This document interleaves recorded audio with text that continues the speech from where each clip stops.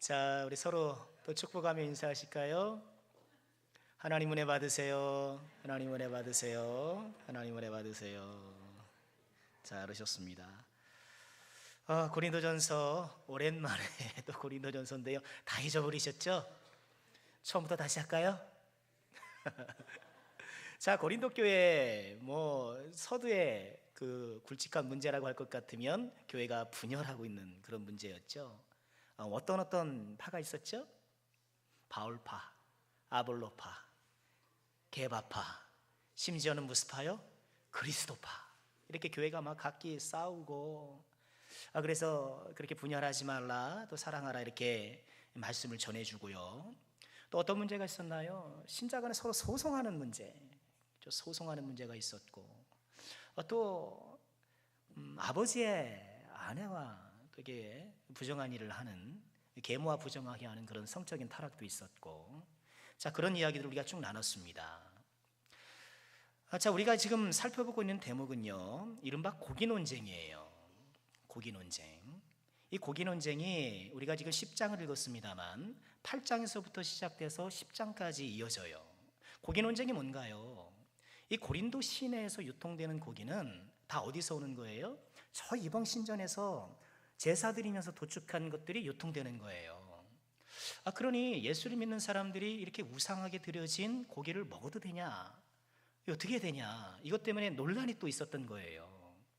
그래서 믿음이 있는 사람들은, 소위 믿음 있는 사람들은 그 우상이 뭐 아무것도 아닌데 뭐 이렇게 걱정을 하냐? 먹어도 된다. 여러분, 맞아요, 틀려요? 맞아요, 틀려요? 맞아요, 맞아요. 그러니 여러분, 혹시나 친척 집에서 제사 드리다가 남은 음식들 여러분 어떻게 해야 돼요? 저한테 주세요. 못 먹겠으면 저한테 주세요. 제가 대신 처리해 드릴게요. 그러니까 사실 우상은 아무것도 아니고, 그죠? 그 음식은 아무것도 아니니까 먹어도 상관없는데, 그런데 일부 사람들은 어때요? 아이고, 뭐 깨름직한 거예요. 이거 먹어도 되냐? 이거 혹시 좀 우상에게 영향을 받거나 이러는 것 아니냐?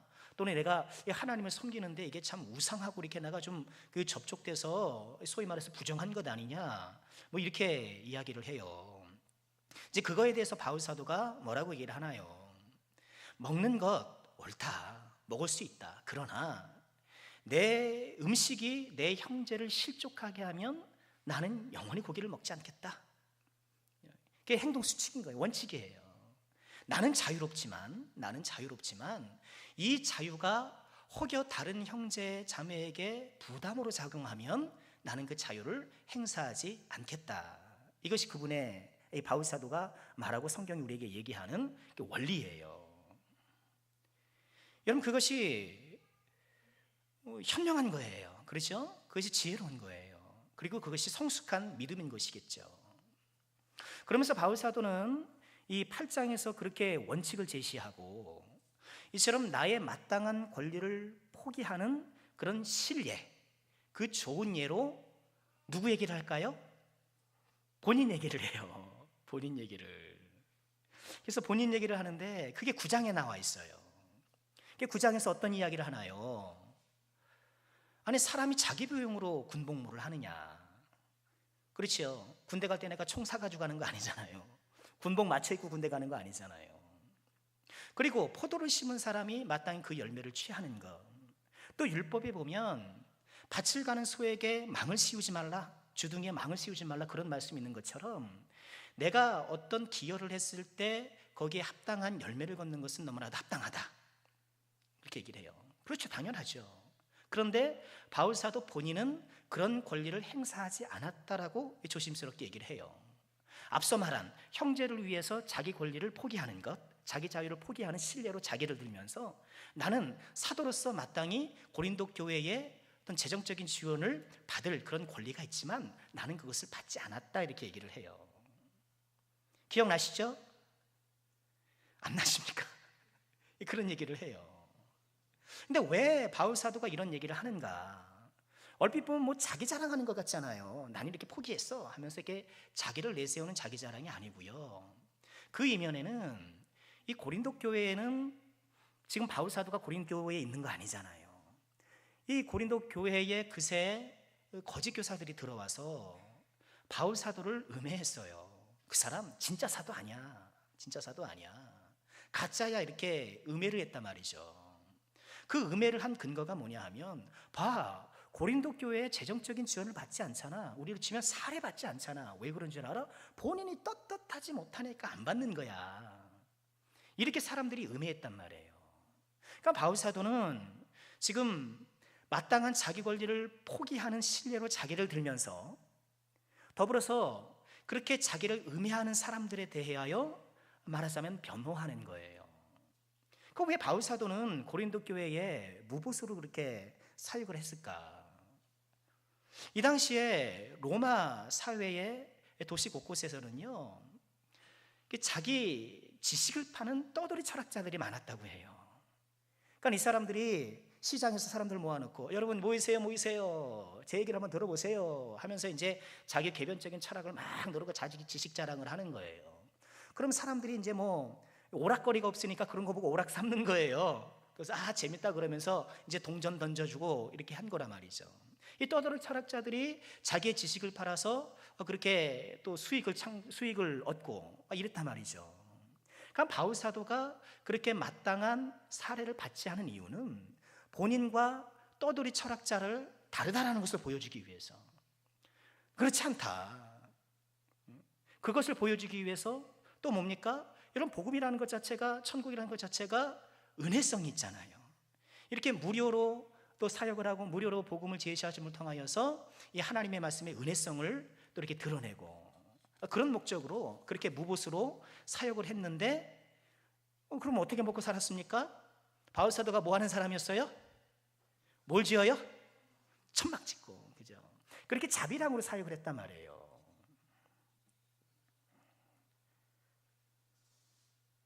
자, 바울 사도는요, 우리 9절 말씀 한번, 9장 말씀 한번 같이 가보실까요? 그렇게 말하면서 우리 18절에 뭐라고 말하나요? 18절 한번 보실까요? 그런즉 내 상이 무엇이냐? 내가 복음을 전할 때 값없이 전하고 복음으로 말미암아 내게 있는 권리를 다 쓰지 아니하는 이것이로다. 이렇게 말을 해요. 지금 내가 복음을 전하면서 마땅히 거기에 합당한 또 재정적인 지원을 받을 권리가 있지만 그것을 거절하는 것, 이것이 자에게 상이라는 거예요. 이 말씀 우리가 잘 들어야죠. 내가 이렇게 마땅한 권리를 포기했을 때에 머지않은 미래에 상이 나에게 주어질 것이다라는 것이 아니라, 지금 내가 이렇게 내 권리를 주장하지 않고 내려놓을 수 있는 이 자체가 상이라는 거예요. 훌륭한 인식이죠. 이 자체가 상인 거예요. 그러니 우리가 예배를 드려서 미래의 복을 받는 것도 있겠지만 예배를 드리는 것 자체가 상인 거예요.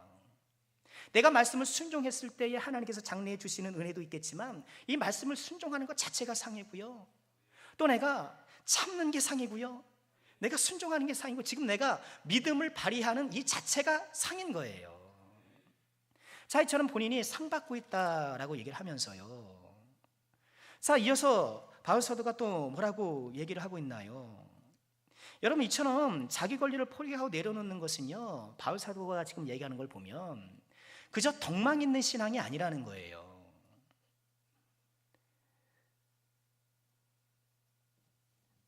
자, 우리 말씀 한번 보실까요? 뭐라고 얘기를 하면은요, 내가 내 몸을 쳐 복종하게 함은 내가 남에게 전파한 후에 자신이 도리어 버림을 당할까 두려워한다. 이렇게 말씀을 해요. 27절에 보면, 9장 27절에. 그러니까 내가 내 몸을 쳐서 복종하는 것, 이처럼 내가 마땅히 누려야 될 권리를 또 포기하는 것, 이것 자체가 그냥 내가 좀 덕망 있는 신앙이 되기 위해서가 아니라 이것이 구원과 밀접한 관련이 있다라고 그는 그렇게 인식하고 있는 거예요. 그것이 내가 구원받은 사람으로서의 또 하나의 증거라는 거예요. 여러분, 27절 말씀 보면 얼핏 보면 바울 사도가 구원의 확신이 없는 것처럼 보여요. 내가 남에게 전파한 후에 자신이 도리어 버림을 당할까 두려워하노라, 그렇게 보이잖아요, 이 말만 보면은. 여러분, 한번 예수를 믿으면은 그 구원이 사라지는 것 아니잖아요. 취소되는 것도 아니고 번복되는 것도 아니란 말이에요. 그 구원은 온전하다는 것을 바울 사도가 너무너무 잘 알았지만 이렇게 자기 권리를 포기하고 희생하고 믿음의 경주를 하는 이유는 마치 이렇게 하지 않으면 내가 구원에서 이탈하는 사람이 될 것처럼, 만약에 구원이 취소라도 되는 것처럼 생각하면서 그 일에 전념한다는 거예요. 여러분, 여기서 우리가 올바른 구원의 확신을 보게 되죠. 구원의 확신이라는 건 뭡니까? 내가 이제 예수 믿었으니까 땡, 나의 구원은 이제 취소되지 않으니까 이제 아무 부담 없어, 구원은 따놓으면 당상이야. 물론 그런 측면도 있죠. 그러나 그래서 나태하고 게으른 것이 아니라 내가 구원을 확보했기 때문에 어떻게 해요? 더 나를 쳐 복종시키고 내가 더 믿음의 선한 경주를 쌓으려고 하고, 그것이 구원받은 사람의 증거라는 거예요. 지금 그렇게 정리를 하고 있는 거예요.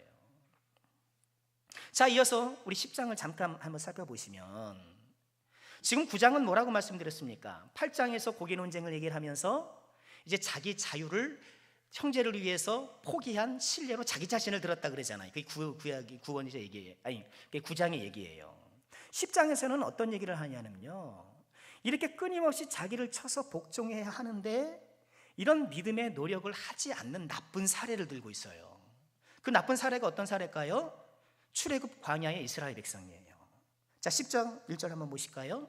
형제들아, 나는 너희가 알지 못하기를 원치 아니하노니 우리 조상들이 다 구름 아래에 있고 바다 가운데를 지나며 모세에게 속하여 다 구름과 바다에서 세례를 받고 다 같은 신령한 음식을 먹었고 다 같은 신령한 음료를 마셨고, 이렇게 했다는 거예요. 5절, 그러나 그들의 다수를 하나님이 기뻐하지 아니하셨으므로 그들이 광야에서 멸망을 받았느니라.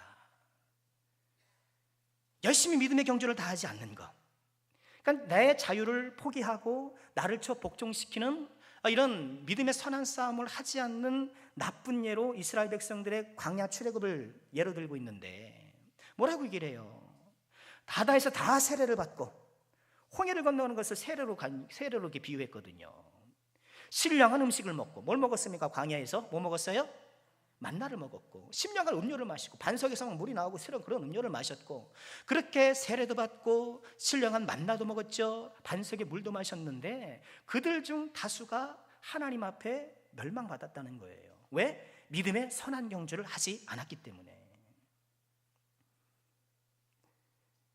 6절 보시죠. 이런 일은 우리의 본보기가 되어 우리로 하여금 그들이 악을 즐겨한 것 같이 즐겨하는 자가 되지 않게 하려 합니다.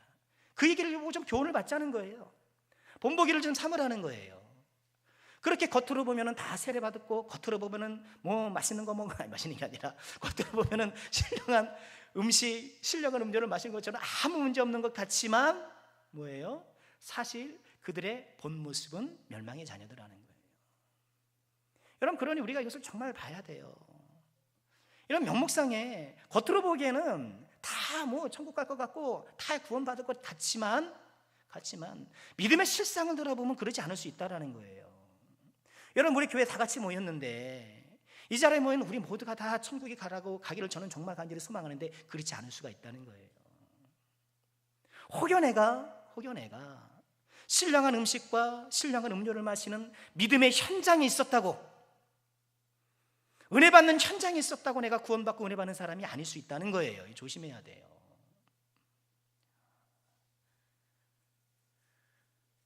7절 보시죠. 그들 가운데 어떤 사람들이 과 같이 너희는 우상 숭배하는 자 되지 말자. 또 8절 보십시오. 그들 중에 어떤 사람들이 음행하다가 하루에 23,000명이 죽었나니 우리는 그들과 같이 음행하지 말자.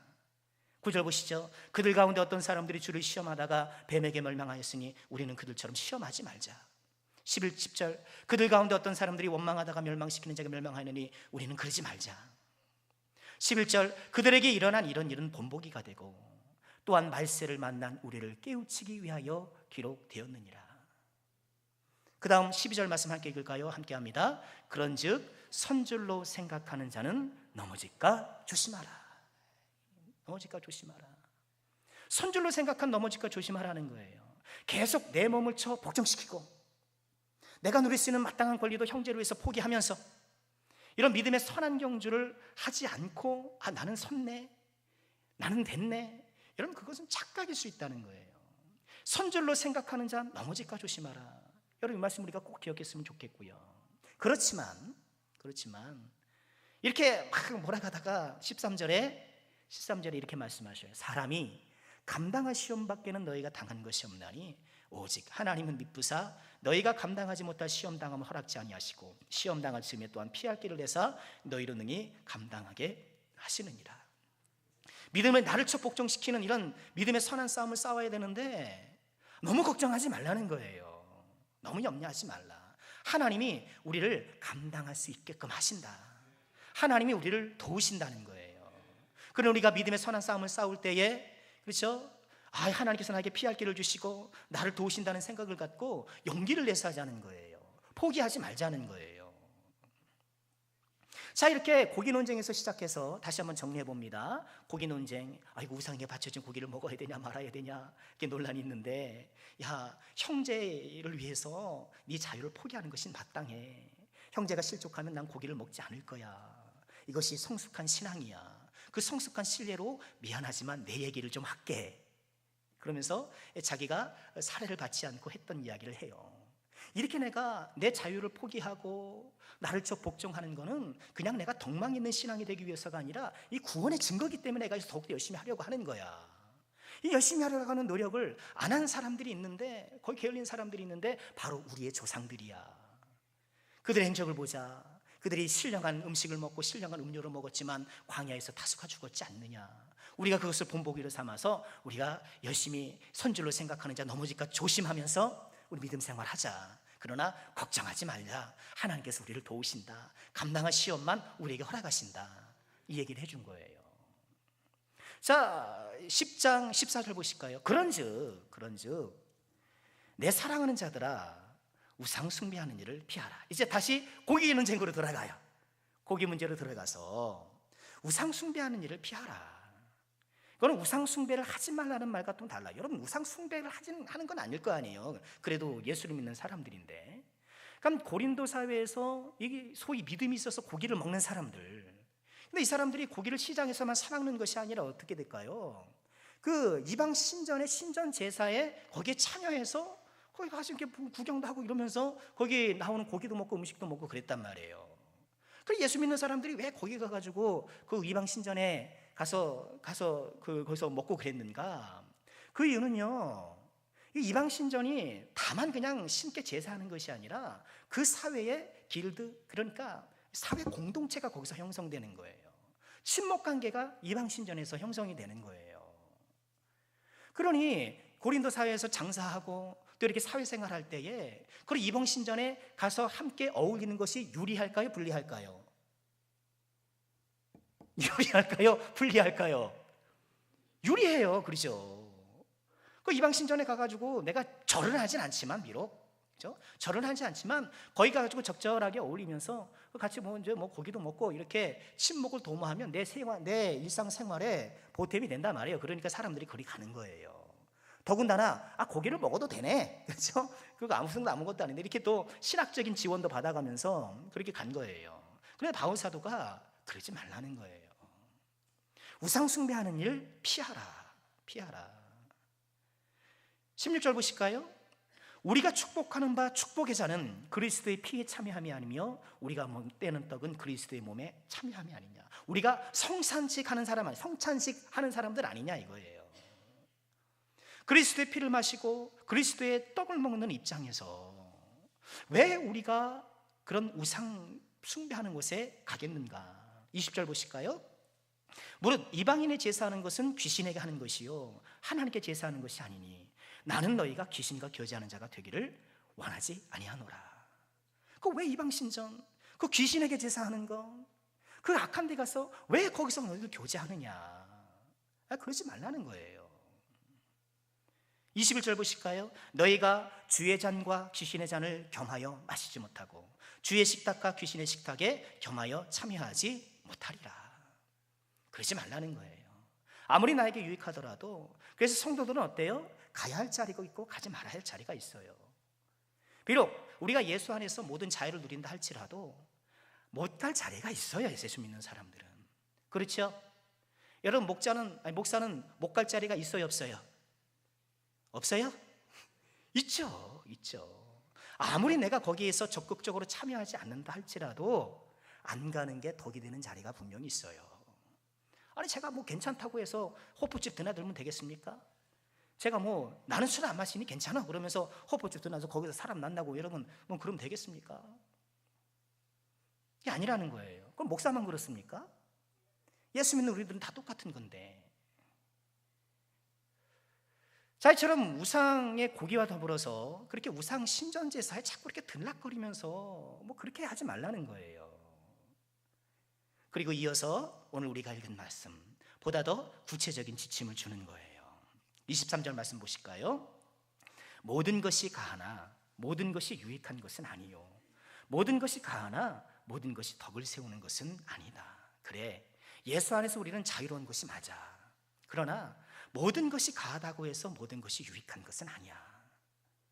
또 모든 것이 가하다고 해서 다 덕을 세우는 것이 아니다.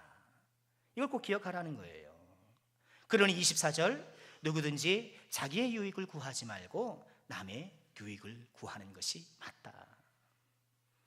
내가 유익된단 말이에요, 그죠? 그렇게 이방 신전에 가가지고 사람들과 어울리고 친목하고 그러면 뭐 사람 인간관계 네트워크 형성돼가지고 뭐 장사도 잘 될 수 있고 뭐 그렇단 말이에요. 그렇게 네 이익을 취하지 말고 다른 형제들의 유익을 생각을 하고 그들이 받을 믿음의 부담, 그들이 받을 양심의 부담, 그런 것들을 생각을 하고 남의 유익을 구하라. 그들을 세워줘라 얘기예요. 그러면서 보다 더 구체적인 지침을 제시하죠. 자, 25절 말씀 함께 볼까요? 25절입니다. 시작. 무릇 시장에서 파는 것은 양심을 위하여 묻지 말고 먹으라. 26절도요. 이는 땅과 거기 충만한 것이 주의 것입니다. 그러니 고기 먹는 문제에서 보다 이제 구체적인 지침을 주는 거예요. 시장에서 파는 것은 걱정하지 말고 먹으라는 거예요. 그것이 이방 신전에서 도축이 됐든 어떻게 됐든 간에 그런 거 신경 쓰지 말고 시장에 나와 있는 거 편하게 먹어라. 이 얘기는 지금 누구한테 하는 얘기일까요? 벌벌 떨면서 이거 우상에 바쳐진 고기라면 먹지 못하는 그런 아직 믿음이 연약한 사람들 향해서 주시는 말씀이겠죠. 그렇지 않은 사람들은 막 먹으니까. 여러분, 그렇죠? 시장에서 파는 것은 양심을 위해서 묻지 말고 먹으라는 거예요. 왜? 이 땅과 거기 충만한 것이 주의 것이니까. 다 하나님 거야. 그러니까 걱정하지 말고, 너 이렇게 쫄지 말고 마음껏 먹어도 돼. 여러분, 시장에서 파는 것을 묻지 않고 먹는 것처럼 목사는 신방 가서 차려주는 것을 묻지 않고 먹죠. 그렇죠? 저는 늘 그렇게 잘 먹습니다. 늘 가서 그렇게 칭찬을 해드려요. 지금껏 먹어본 것 중에 최고 맛있습니다. 여러분, 그 말씀 들으셨죠? 지금껏 먹은 것 중에 최고 맛있습니다. 제가 기억력이 별로 이게 안 좋아가지고 금방금방 잊어버리거든요. 늘 최고예요, 늘 최고. 그렇습니다. 자, 또 어떤 지침을 줄까요? 27절 보실까요? 구체적인 지침을 또 제시하는데, 불신자 중 누가 너희를 청할 때에 너희가 가고자 하거든 너희 앞에 차려놓은 것은 무엇인지 양심을 위하여 묻지 말고 먹으라. 이게 무슨 얘기일까요? 같이 사회생활하다 보면 다른 그 불신자의 초청을 받을 때가 있잖아요. 그래서 그 집에 갔는데 고기가 나와요. 그럼 이거 뭐 우상에게 바친 건가 안 바친 건가? 그건 묻지 말고 먹으라는 거예요. 여러분, 그걸 묻고 우상에서 나온 거라서 내가 다 안 먹어버리면 어떻습니까? 초청한 사람이 얼마나 좀 불쾌하겠어요. 불쾌할 것이고, 또 그러다 보면 그 사람에게 전도할 기회가 점점 멀어지겠죠. 그러니 불신자가 나를 초청했을 경우에 그렇게 가서 먹을 때 괜찮다, 그냥 먹어라, 이렇게 얘기를 하는 거예요. 그런데 28절 보실까요? 누가 너희에게 이것이 재물이라 말하거든 알게 한 자와 그 양심을 위하여 먹지 말라. 그래서 맛있게 고기를 먹으려고 딱 이렇게 폼을 잡고 이제 포크를 딱 들었는데, 같이 초대받은 사람이 좀 믿음이 연약한 사람이에요. 그 사람이 이거 재물에 이방 신전에 바쳤던 건데, 딱 얘기하면 어떻게 해요? 그럴 때는 또 그 사람을 위해서, 그 사람의 믿음과 양심을 위해서 먹지 마라, 이렇게 얘기를 하는 거예요. 앞서 말한 것이랑 같은 원리죠. 형제의 연약함을 생각해서 내 마땅한 자유를 포기하는 거죠. 그렇게 하라는 거예요. 왜 하필 거기 있어가지고 먹으려고 그러는데 못 먹게 하나 몰라요. 그렇죠? 같이 먹으면 얼마나 좋아요. 고기인데 뭐 고기가 흔한가? 여하간 그렇게 또 믿음이 연약해서 이렇게 좀 그 마음이 쫄여 있는 옆에 사람이 그런 문제 제기를 하면 또 그 사람을 위해서 안 먹는 게 좋다, 이렇게 이야기하는 거예요. 자, 29절 보실까요? 내가 말한 양심은 너희의 것이 아니요 남의 것이니 어찌하여 내 자유가 남의 양심으로 말미암아 판단받으리요. 내 자유가, 내가 그렇게 마음껏 먹을 수 있는 자유가 다른 사람에 의해서 판단받는 거, 그죠? 내 신앙의 자유가, 내 믿음이 이렇게 판단받는 거, 이거 좋은 것 아니다.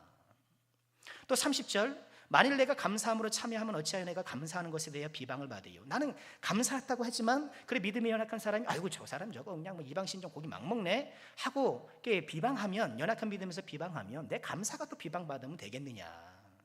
이렇게 내 자유와 내 감사가 비방받지 않도록 또 이렇게 믿음이 연약한 형제를 배려해 주는 것이 옳다, 그렇게 얘기를 하는 거예요. 자, 고기 논쟁의 최종 결론 31절이에요. 다 같이 한번 읽을까요? 함께 합니다. 그런즉 너희가 먹든지 마시든지 무엇을 하든지 다 하나님의 영광을 위하여 하라. 이거예요. 이거. 고기를 먹든지 안 먹든지 또 뭘 마시든지 그렇지 않든지 무엇을 하든지 하나님의 영광을 위하여 하라. 이것이 고기 논쟁의 최종적인 결론이고요. 이것은 고기 먹느냐 안 먹느냐의 문제뿐만 아니라 사실 예수를 믿는 우리 모두들과 일상생활에 적용해야 될 행동 수칙이죠. 이것이 정말 하나님의 영광이 되는가, 하나님께 영광이 되는가, 하나님께 기쁨이 되는가, 그것을 생각해보고 하라는 거예요. 그렇지 않다면 내가 마땅히 할 수 있는 거라도 하지 않는 것이 좋다는 거예요. 그럼 하나님의 영광을 위해서 한다는 게 뭘까? 뭐 말은 좋아요, 그렇죠? 뭐 하나님의 영광을 위해 한다는데 거기에 뭐 반대할 사람이 어디 있겠어요? 근데 하나님의 영광을 위해서 한다는 게 도대체 구체적으로 어떤 것일까? 이어지는 말씀에 나와요. 32절 보실까요? 하나님의 영광을 위해서 우리가 하지 말아야 될 것이 있고 해야 될 것이 있어요. 32절 볼까요? 함께 합니다. 유대인에게나 헬라인에게나 하나님의 교회나 거치는 자가 되지 말고. 하나님의 영광을 위해 살기 위해서는요, 우리는요, 유대인 헬라인은요, 유대인의 관점에서 사람들을 판단하는 거예요. 그러니까 유대인들은 유대인 본인들 아니면 다 이방 사람들 이렇게 생각하니까. 그러니까 유대인이나 헬라인은 교회 밖의 사람을 뜻해요. 교회 밖의 사람이나 하나님의 교회 안에서나 거치는 자가 되지 말라. 거치는 자가 되지 않는 것이 하나님의 영광을 위한 한 가지 방법이에요. 거치는 자가 되지 않는 것. 여러분, 거치는 자라는 게 뭐예요? 표준 세번역이라는 성경을 보니까요, 걸림돌이 되지 말라, 걸려 넘어지게 하는 그런 돌뿌리가 되지 말라는 거예요. 그러니까 걸림돌이 되는 사람이 뭔지 아셔요? 쉽게 말해서 이거예요. 떠올리면 미간이 찌푸러지는 사람. 떠올리면 미간이 나도 모르게 찌푸러지는 사람, 그 사람이 걸림돌이에요. 아니, 웃으세요? 물론 이런 판단은 굉장히 주관적일 수 있어요. 그렇죠? 나에게 기분 나쁘게 한 사람 생각하면 우리가 착 찌푸러지니까, 그러니까 나한테 기분 나쁘게 한 사람은 다 걸림돌, 이렇게 또 몰아치면 안 되겠죠. 그러나 일반적이고 보편적인 상황을 말씀드리는 거예요. 실제로요, 다수의 사람이 그 사람을 힘들어하면 문제가 있다고 보는 것이 합리적이에요. 그죠? 그래요. 그러니까 우리는 그런 사람이 되면 안 된다는 거예요. 적어도 교회 안이든 교회 바깥이든.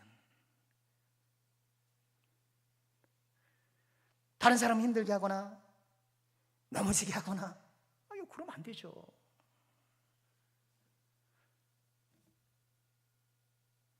(33절) 보실까요? 함께 합니다. 나와 같이 모든 일에 모든 사람을 기쁘게 하여 자신의 유익을 구하지 아니하고 많은 사람의 유익을 구하여 그들로 구원을 받게 하라. 32절에 하나님의 영광을 위하여서 우리가 거치는 자가 되지 말자 하고 부정적인 적용을 했다면, 33절에는 긍정적인 적용이죠. 모든 사람을 기쁘게 하는 사람이 되라는 거예요. 그러나 앞서 걸림돌이 되는 사람이 떠올리면 미간이 찌푸려지는 사람이라면 이 사람은 어떤 사람일까요? 떠올리면 좋은 사람. 여러분, 목사를 떠올릴 때 거울을 보시고 미간이 찌푸러지나 그렇지 않나 한번 살펴보시길 바랍니다. 물론 여기서 말하는 기쁨 역시 세속적으로 오염된 것이 아니에요. 주관적인 것이 아니에요. 우리는 또 주관적일 수 있잖아요. 나에게 잘해준 사람은 또 생각하면 다 좋죠 뭐. 그러죠. 어쨌든 나한테 잘해준 사람 생각하면 뭐 기분이 좋지 뭐. 안 좋아요? 그럴 리 없죠. 그런 게 아니고요. 여러분, 우리 사람들은 그런 것이 있더라고요. 늘 다수의 판단이 옳은 것은 아니지만 틀린 것도 아니에요. 학교에서 반장 선거를 하면 대부분 될 사람이 돼요. 그렇죠. 그러니까 사람들이 내가 투표를 한다고 할 때 예를 들어서 늘 내가 개인적으로 좋아하는 사람에게만 하지 않아요. 정말 이 사람이 이 일을 하기에 합당한지 그런 자질이 있는지를 따져볼 수 있는 능력도 있어요. 근데 비등비등하다 보면 내가 잘해주는 사람 찍을 수는 있겠지만, 그리고 여러분, 그렇기 때문에 우리는 사람들의 평판을 지나치게 의식해서는 안 되겠지만 사람들의 평판을 무시하면 안 돼요. 예수 믿는 사람들이 나는 하나님만 바라보니까 사람들의 평가는 난 관여치 않아, 개의치 않아. 그럼 그거는 좀 잘못된 거예요. 현실을 모르는 거예요. 생각해 보세요. 여기서 걸림돌이 된다 또는 모든 사람에게 기쁘게 한다, 이걸 누가 판단하겠어요? 하나님이 위에서 얘는 걸림돌이야, 이 사람은 기쁘게 하는 사람이야, 하나님이 그렇게 지정 안 해주신단 말이에요. 사람이 판단하는 거란 말이에요. 그러니 우리는 평판이 좋은 사람이 되어야 되고요, 그것이 하나님의 영광을 위한 삶의 큰 부분이에요. 여러분, 사람의 평판을 무시해서는 안 돼요. 누가복음 2장 52절에 보면 예수는 지혜와 키가 자라가며 하나님과 사람에게 더욱 사랑스러워 가시더라.